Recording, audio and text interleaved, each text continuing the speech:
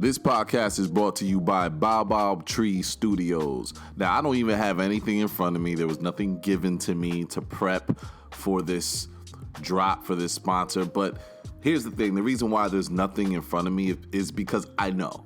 I already know because I've experienced, because I brought my vision to the Baobab Tree Studio and it came alive. And what is Baobab Tree Studio? Here it is.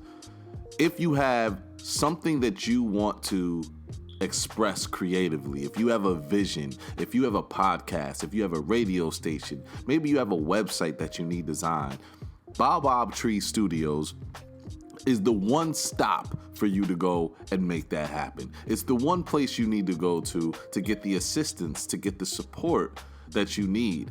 A lot of times we can talk to people right next to us and they cannot see our vision. But you have to go around those people that can see your vision. You have to go around those people that, even if it's not something they would ever do, they can think of the possibility and go and really see what we can do to make your vision come alive. So, in New Haven, if you're in the tri-state area and you want to really make a music video, or there's something that you want to do through media, you come to the Baobab Tree Studios and you tell your story under the tree. BAOBAB Tree Studios, New Haven, Connecticut.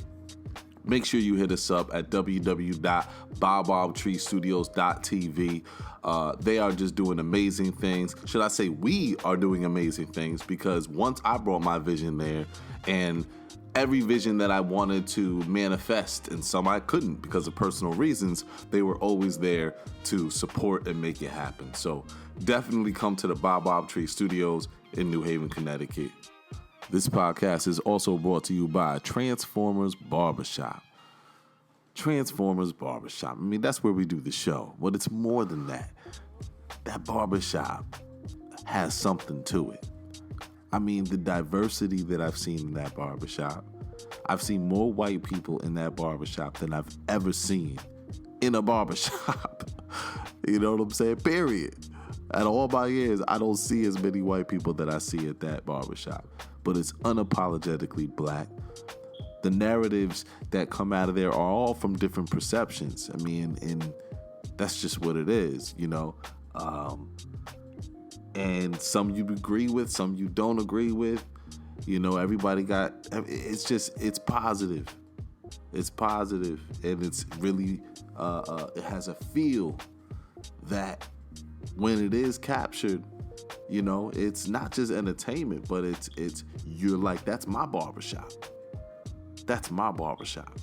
And that's the feel that you get from there, man. And of course, everybody there. That's the one barbershop, you know, when you go to a barbershop and they say, oh no, everybody can cut.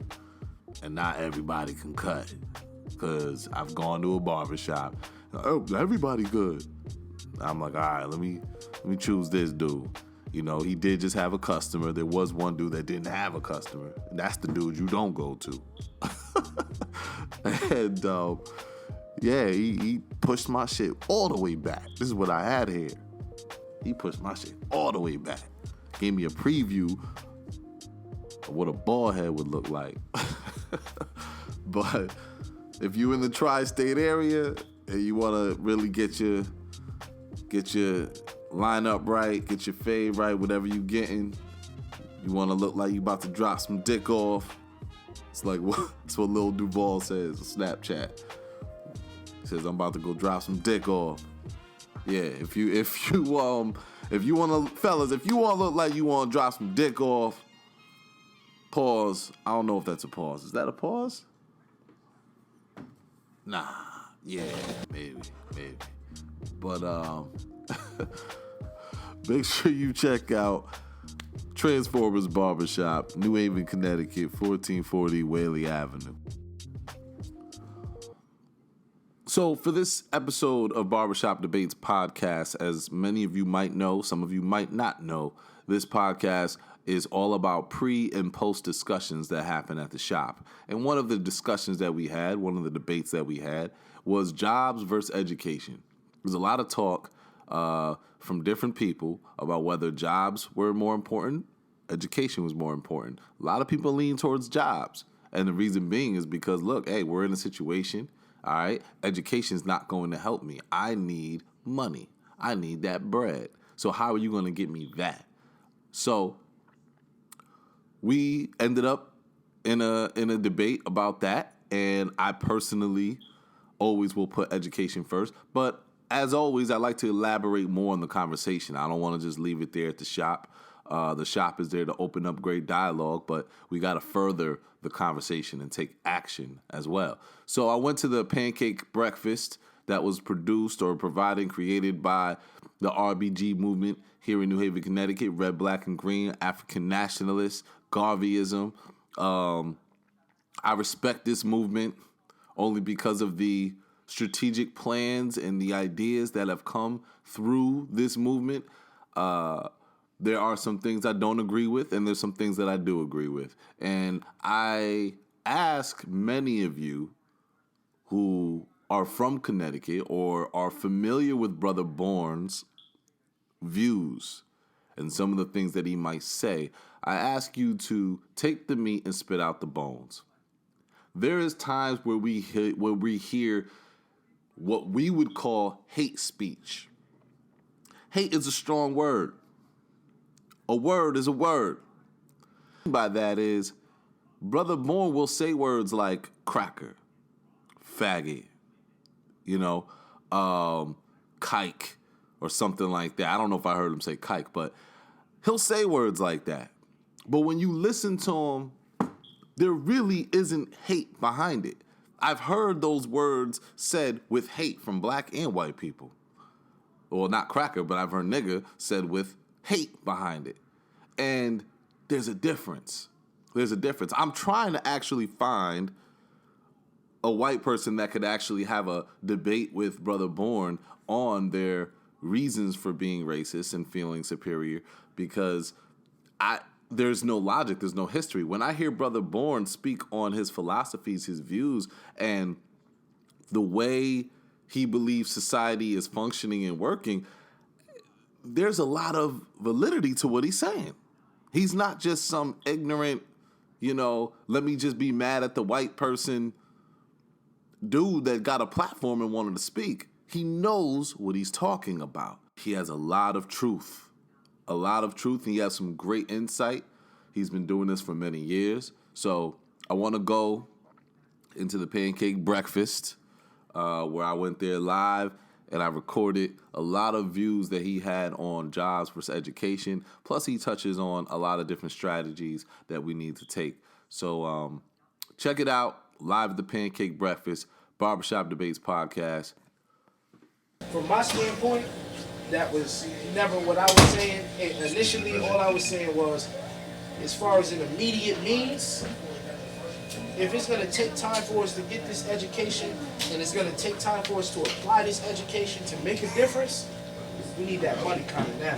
Flatly though, right? Just answering the question flatly. What's more important? It's not even a discussion. Hands down. Education, formal education, whatever you feel about it, however, formal and informal is the number one vehicle of upward mobility for black people. Entrepreneurship is great, and I'm not knocking it, and I'm not saying it isn't a viable avenue. But education is definitely the number one vehicle of upward mobility. Education. Pardon? With entrepreneurship, you need education. Exactly. So formal and informal, like you said. You don't necessarily have to go to college to be educated. Nah, we got to tax everybody in the community. Like, really, it's about economic stability is going to come through our community work. And so the number one thing is you got to see where your resources at that's already existing. And so you got to capitalize on the resources that already exist. So we know the main resources right now is the people and just your buildings, because we have no community services. We don't have no centers, no community centers, no places for our youth to be at, no places to hold economic summits, entrepreneur classes, anything that can even deal with basic family unit, that you're going to need the understanding of family just to even deal with economics. If you can't deal with your family right, you ain't going to be able to hold your money right. There's a lot of different things that you're not going to want to work. And the only way to start getting them to work is to have places where we can go and sit down and we can go ahead and commune with one another, and also be places that's like a safe center where you don't gotta have white people in there, number one. You don't got to have white people in there. And that's because we can't, as Africans, no longer continue to have outsiders of the community come in and not dictate the politics, but be there. They can't be there because what happens is black people they tend not to tell the truth. So that's why we need places outside of like having to use the public library. You know what I mean? Where it's the public library. You gotta let people in who you might not want to be in there. You know, information is playing that you might not want to be public like that. So we need them safe centers again. On top of that, like I said, we talking about taxing the community. You got the community stores, you got the church. Them the two big businesses. You know what I mean? We got barbershops that's always through the neighborhood. We tax them also. But my main thing is with the church, why do I got to come ask you when I can get the Indian, when I show the Indians and the Arabs who own the store, when I show them the flyer that this is what we doing, and they like, oh word, that's good, I'll give you something if you need something. What they offering? They're offering. So in these stores, when you come up with these flyers and the events that you're doing, the Indian and Arabs are contributing. They're sitting there like, yo, we got you. Yeah, they contributing. Now, over the church. Over the church. I don't know if it's me as my character or whatever, but they offering to contribute. The church people, they just like, oh, it seems like a good thing. That seems like a good job. Now I'll tell you this: is one church brother said that he gonna come down and he said he gonna bring something through. He did deliver one time, so I say, all right then, brother, you delivered one time. But what he gave was a monetary. He gave us a monetary. He gave $20. $20 really don't mean nothing to me for a pastor of the church to give me $20 because we're looking out here. The pastor. The pastor gave up $20. See, I didn't know that. Now listen, the pastor gave us $20, and it wasn't out of really. It's really because he sees us out here in the community all the time. So he know he got to be a part of this. He tried to talk to us because he want us to be down with what he doing. Right. So he had to try to show some type of, oh look, I'm doing this. But when you a pastor of a church, to me, you see all these babies out here. We got tents. We need tents. Yeah. We need tables. We need generators. We don't need penny ante. We need something that costs $100.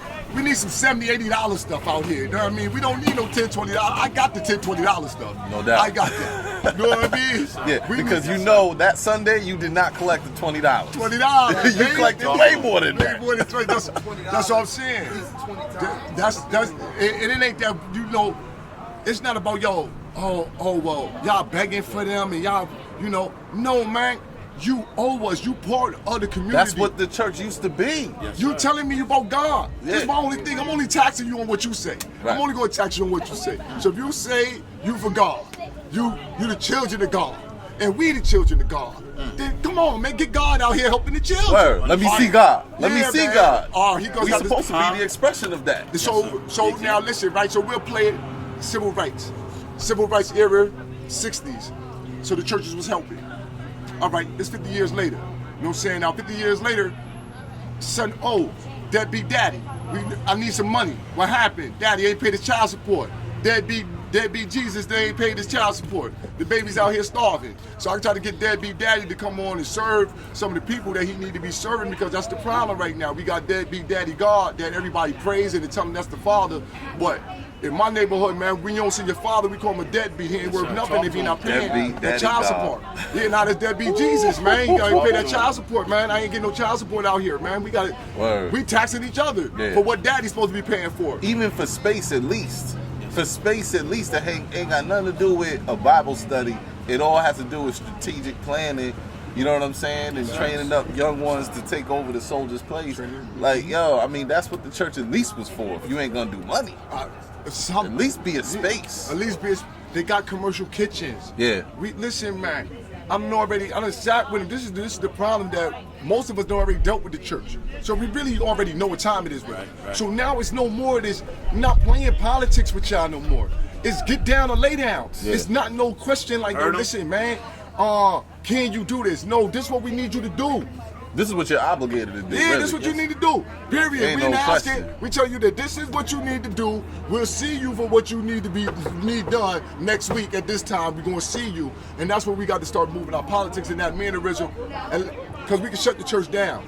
Yeah. And you know what I mean? And people are like, yo, listen, this stuff illegal and all that.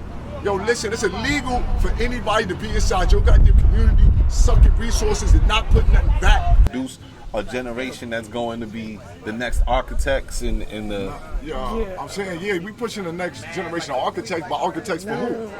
You know what I mean? That's the problem. It's the architects for white supremacy. This is what we basically growing right now. We growing only architects for Eurocentrism without us re-establishing a brand new education. That's the main problem. If you don't start with education, no matter what you build, it's gonna fail because you're gonna have niggas in there who gonna act like they retarded. They're gonna get up high. They'll be the president. They'll be the president of the company, but they're gonna start stealing. You know what I'm saying? You build a bank, you build a credit union, but then you get them in there, and they really don't understand the reason why this is nationalism. The reason why we building black. They don't understand the reason why we building black because they're not educated properly. They just know how to run the business, but they've been educated in Eurocentric thinking. So they dealt in individualism. So they're gonna rob the people. They're gonna steal from the people. You got the shirt the big homie Fred Hampton on. The big homie already said, look, man, we can go look. We can look at the Mau Mau's. We can look at the revolution that they had there. They won. They won. But it still end up in the same bullshit because the people ain't had no education. Real talk. So the people who was on top Real still talk. do the same goddamn thing. As far as how we pursue this change, this revolution. Yo, like this the thing about revolution. We all not never gonna be on the same accord. That's number one. Never gonna be 100% of us together. So that's one thing that we need to take out our mind and stop trying to. We use that as an excuse. But it ain't enough of us. It ain't all of us. Yes, sir. Wait till it's small. Yes, sir. Wait until it's this many. We need that many. Nah, man. You need those who willing to do it to get it done. Yes, sir. I'd rather take a strong few than a weak many Yes, any sir. day. You know what I'm saying? Now, on the thing with Jesse Williams, right? It was a lot of stuff. The reason why I looked at the Jesse Williams thing is funny because I understand media. And I understand how media utilize personalities, persons, places, and things in order for them to be able to put across a line or thought, a specific program to the people. So when I say Jesse Williams, I understand that they're always playing the Jesus role on us. They know Jesus needs to come back for the people, so they always need a savior. That was the thing with Obama. Now, the reason why I know that Obama was utilized is because he is mixed. So what they got is this thing called the magic mulatto. And the magic mulatto is that if you have black and have white, black people tend to more listen to what you got to say because And white. And white. Because it's safer. Because I always you say, are subconsciously, subconsciously you already got the God is already white in your mind. Right. So the things that come out of their mouth has to be more closer to the truth than anything that anybody dark can say. So the sisters, when you seen Jesse Williams speaking, you seen the black sisters. I'm talking about super dark, the chocolate of the sisters was standing up. The light sisters was still. Some of the sisters who was mixed was looking at them. They were hold on, let me see what's going on with them. But the dark sisters, the real African ones, they championed it. They was up, and it was a shot. See, I know media. It was a shot at the black man. It was shot at the dark black man. Yes, sir. This is a shot at you. Look at this, because the sisters came out right after he finished getting off, and they was look at. They started talking about, look at how that he half white. Maybe I need to make me a half white child if he gonna be strong like that. That was their thought. That was the kill. That's to make us feel inferiority as a darker type black man. Make no mistake though, I always say, and me even being half black, I always say that the biracial is the new white. Yeah, it's the new white. It's the safer. It's the safe. Obama would not have been in office. My own mother said that. He wouldn't even be in office if he was any shade darker. Any shade darker. Any shade darker. He was as dark as you can get for a mixed child. And that's what biracial is. Biracial almost now is like a cosmetic for a lot of people, man. It's like, I want a melanated. I need a little good hair on my baby. This is some brown. It's like a cosmetic, man. It's not. This is the end result of the Ma'afa. This is the end result of our Ma'afa. This is what eugenics is about. This is the end result of eugenics. See, a lot of times we don't study history well enough to understand where we're going with this, to realize why sometimes Brother Bohr should be so staunch on certain points, because I can already see that you're trying to destroy us, period. Yes, sir. Well, can you break down eugenics for the people that don't know what that means? Well, eugenics Where that come from? Eugenics is basically it's about genetics. It's a program that was set up by a racist though. By the way, yes, sir. Yeah, it was set up by racist white people. You know what I mean? Who set up a program in order to destroy the genetics of dark, anybody dark. And they tried to in general. actually act as if black people were inherently inferior. Inferior. Yeah, they created. Listen to this one thing that they had called drapetomania. Oh. They created drapetomania, which was that black people who were slaves, it was a disease and a sickness if you wanted to escape, because they already had it planned out that black people naturally were to be enslaved, and that they fought anything against that, then they must have some type of disease, and the only way that you can get rid of this disease is by thorough ass whoopings. You can't get rid of the disease by no other way but a good horse whip on the black man or woman. And a good documentary for everybody to check out is Mahafa 21. That breaks it's long, but trust me, it brings you through the whole genealogy of eugenics and how the birth control union, which ended up becoming Planned Parenthood. Well, you know who started the birth control? You know who started that? Margaret Sanger. Margaret Sanger. Yeah, and you know Hillary Clinton. Right, you know Hillary Clinton is a big supporter of Margaret Sanger. Oh yes, huge supporter. Huge supporter of her. Yes. That started with Darwin. Germany. Listen, It started with Darwin. This started with Francis Galton. Absolutely, This right. started with Francis Galton and Darwin. No doubt. See, when they came up with this theory of race, when they came up with this evolution, when they came up with this man from ape, this is where it started at, because see, the white man already seen himself as a certain superior being. So he created a science that he had no archaeological facts for, he had no genetic facts for, but he came up with a theory, and then they went out and then instead of doing proper diligence, looking for whatever was archaeologically there, Which is what scientists are supposed to do. they went out there with a Bible and a damn pick and a shovel and started digging up and trying to create whatever they had already theorized was true. I wouldn't even doubt if we found some type of literature that might speak of them cherry picking some of the studies. I wouldn't even doubt of that. This is why they call it empirical data. All things that you have empirical data, and you have things that go through the proofreading, which they call peer review. This is the peer review process. The peer review process for scholars is where they make sure that things that go against the narrative are never put out in public, or if they are put out in public, they are not accredited by us. This is what we call empirical data, the things that would come through the college. This is empirical, and it means that this is stamped approved by the empire, not by the school, but by the queen. The empire said that that's good information to give. And this is the narrative that it's going to create. Exactly. We need a mask. I'm telling y'all, listen, we don't need a mask. We need 10, 15, 20% to be on it. We black people move in unison. Once they see the group moving, God damn it, we moving with the group. We all together. It's all in together now. Oh, that's what it is. Hey, that's what it is. Black power. That's what it is. And that's the way that we move. What we got to do, though, is really put the energy out there and be sincere. Have sincerity about it. Really be wanting to do it. You want volunteers. You don't want nobody. You got to ask to be black. Right. You hear man? You're right. We got people who see you and say, hey, I'm being black. That's how I'm black too. Come on, I want to be part. I want to get. And that's the only way we gonna move like that. But I do think that we at that point right now. We at the. Look, man, we need manufacturing. One reason why I don't like a lot of cats who rock this economic this, economic that, is because they failed to tell the people at the same time the failures in the United States economic system. They failed to tell the people how the dollar dropping, how these China bought this much, these niggas is selling out. Only people who own stuff here really is the Jews, because they done told all the American and all the regular white Anglo-Saxons that took all their money out.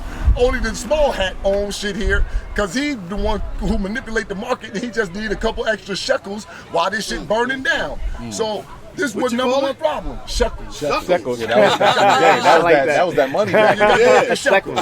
It's all about the shekel, baby. Yes, sir. It ain't about nothing else but the shekel. Yes, sir. And that's what we not really being grasping that, and we listen to people tell us that no, it's the money gonna win. The money gonna win. No, we got to learn economics. That don't mean you got to have their green money. How we supposed to be an African sovereign nation and you still running around with dead crackers in your pocket? Right. Can we not do something different? This is paper. They print it. We can print And it's paper, not, it's not put worth, value it's not behind worth, it. Yeah, it's not worth the dollars, the money No, put on yeah. it. So we can put value behind that. We can make our own and put value behind it. We can go back to carving shells if we had carving shells. Whatever you feel, So that's whatever whatever we feel is value, we barter. But with the barter system. Right. Yeah, with the barter system that we have. And not even barter. We can create our own. This is money. Listen, right now you can go to Edge of the Woods. They got dollar bills right sitting up there that tell you that this is legal tender in America. We just don't accept it because our bank don't accept this money because we can't get the resource back. Right. Because the resources that back the money is trees out there, them, over the God some goddamn where. But it's real money. They got a real resource that back that. That if you really want something back, we'll cut this wood for you. It got work for you. And that's where we got to go. We have to rethink and reevaluate all these things that we've been doing because we're so caught into Eurocentrism. But you gotta, racism, white supremacy is a culture. It ain't something. So white people, they don't have to embrace it or push it away. It's what they live through. Yeah, Right. they live in it. So they live in it in such a manner that it's unaware. You know what I mean? Their privilege is unaware to them because this is what I'm born into. We can automatically see it because we taught as black people that look, nobody should do this to you. So then we can see it when it's happening to us because we're taught that it's not supposed to be happening. But a lot of our children aren't being taught that racism, white supremacy even exists no more. So when you talk to them about something that happened to them that you can blatantly see was racist, they don't even understand it. What do you mean? Nobody, no, they wouldn't do me like that because of that. And you're like, no, listen, inherently, these are the things that are going on. And that's where that's why we have to have our own schooling. Well, listen, this brother born, we out here, Black Power Block, CTRBG, Connecticut Red, Black and Green. We ain't no organization, we just family. So, this ain't no sign up list and none of that. Just come out here and do the family work, but you can catch me on Feet on the Ground Radio. That's on talkshoe.com/Feet on the Ground. Tune in, we on Tuesday, Thursday, and Saturday, 10 p.m. Eastern, 7 on the west side, the best side, everybody else lined up in between. Yo, yo, yo, yo, yo, yo, yo, yo, yo.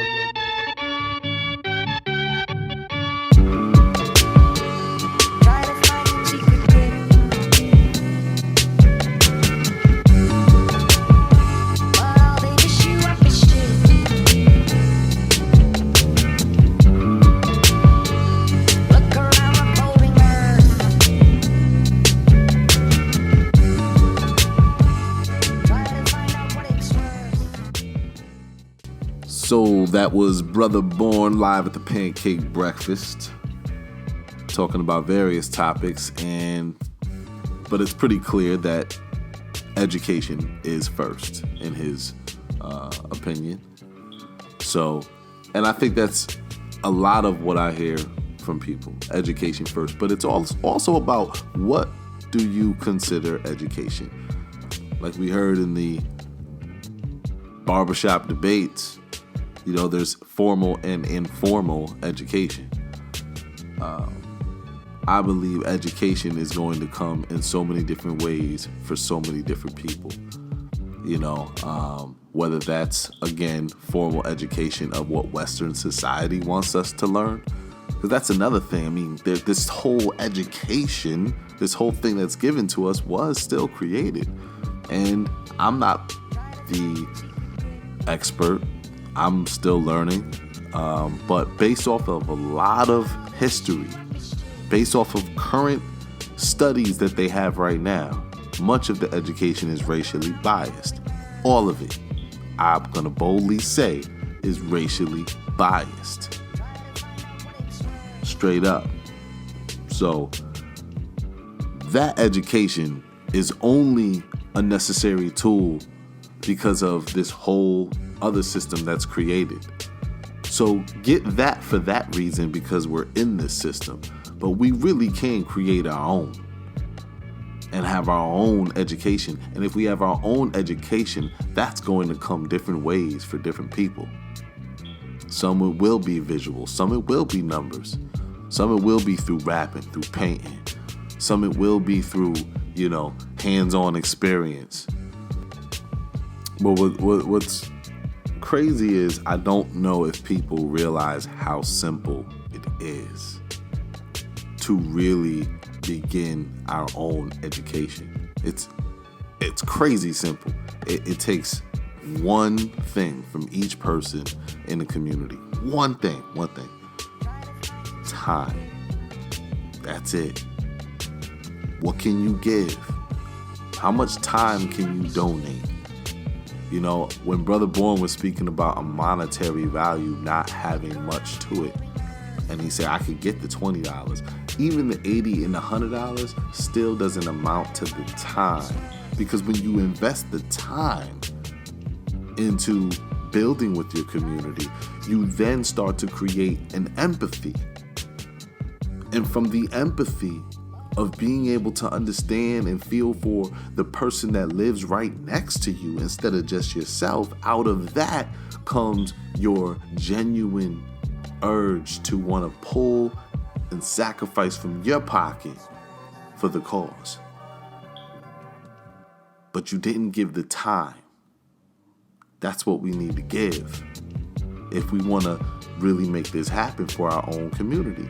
And education is easy to do. It doesn't take money. Maybe if you want to do a trip, but for the most part, it's whatever creative way you want to use your time to give that education. And that education could be so many things. It doesn't, of course, it's not, I mean, the last thing I'm going to teach is the Holocaust. No disrespect. But, I mean, I'll teach it somewhere.